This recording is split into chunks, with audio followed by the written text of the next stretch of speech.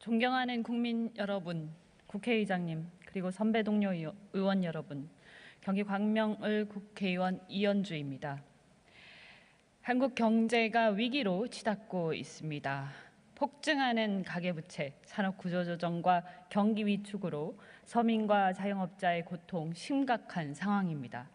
이런 위기 상황에서 우리 국민들의 고통을 해소하는 데 머리 싸매고 고민해야 할 청와대가 정경련을 앞세워 기업들의 수백억 원을 강제 모금하고 최순실 무리들과 함께 국정농단, 국기문란을 묵인 방조 조장했다는 정황이 속속 드러나고 있습니다.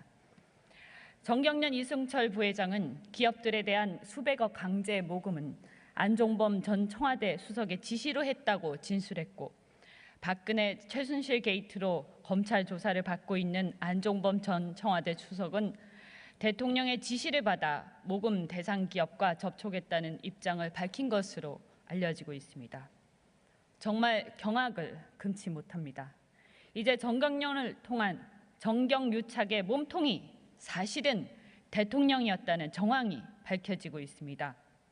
기업들과 청와대와의 대가 관계도 그 정황도 드러나고 있습니다.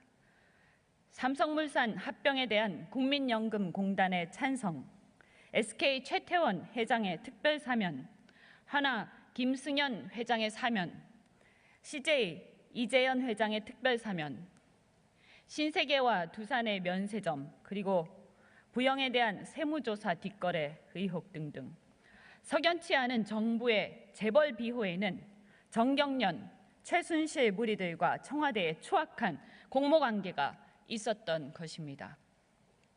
우리가 국민 상식선에서 볼 때 이러한 정황들은 포괄적 뇌물죄가 적용되어야 합니다. 그런데 검찰은 뇌물죄가 아닌 직권남용을 적용하려 하고 있습니다. 강제 수사 방식과 언론 플레이를 통해서 강력한 수사를 하는 듯 보이지만 그 내용에 있어서는 결국 사건을 축소하려는 것이 아닌가 하는 의구심이 듭니다. 대통령을 보호하려는 것이 아닌가 하는데 이는 어림없는 생각입니다. 결코 국민들이 가만히 있지 않을 것입니다. 박근혜 대통령은 국민으로부터 위임받은 국가 권력을 사유화하여 대한민국의 예산, 인사, 외교안보, 문화, 체육 각종 정책을 쥐락펴락 그 국정을 최순실 무리들과 함께 농단하였습니다. 자신이 민주국가의 대통령이 아니라 절대 왕정 국가의 여왕이라고 착각하였습니다. 국민주권, 대의민주주의, 삼권분립, 경제질서, 균등교육, 공무원의 정치적 중립과 평등원칙 등 박근혜 대통령이 위반한 헌법조항은 이루 다 셀 수가 없을 지경입니다.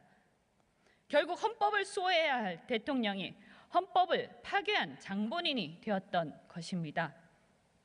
더욱 심각한 것은 지금까지 밝혀진 바에 의하면 그 배경과 경위가 박 대통령의 비정상적인 심리와 정서 등이라는 정황들입니다.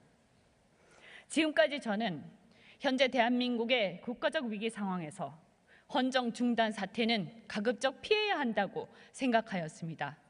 그러나 드러나고 있는 대통령의 국가 권력 사유화와 국정농단 상황을 보면서 오히려 지금의 대통령에게 국정을 계속 맡기는 것이야말로 대한민국에 더 큰 위기를 불러온다는 생각을 지울 수가 없습니다. 이런 상황에서 헌법을 파기한 대통령이 총리를 임명하는 것은 가당치 않습니다. 총리의 적격 여부 이전에 헌법적 정통성 문제입니다. 이제 박근혜 대통령은 즉각 일체 국정에서 손을 떼야 합니다. 존경하는 국회의장 선배 동료 의원 여러분, 국민들은 분노하는 동시에 불안합니다. 이제 국회가 그 불안을 해소해줘야 합니다. 삼권 분립의 또 다른 축으로서 이 국가적 위기를 관리해 나갈 헌법적 정통성을 가진 유일한 기관입니다. 만약 당장의 헌정 중단이 불안하다면 속히 국회에서 합의하여 거국 총리와 내각을 추천, 책임 있게 사태를 수습하고 대통령을 수사하도록 해야 합니다. 그리고 나서 국민의 뜻이 대통령의 하야에 있다면 그 내각은 과도 내각으로서 기능하면 될 것입니다. 더불어 우리들 중에 이번 헌정 파괴 행위에 동조한 의원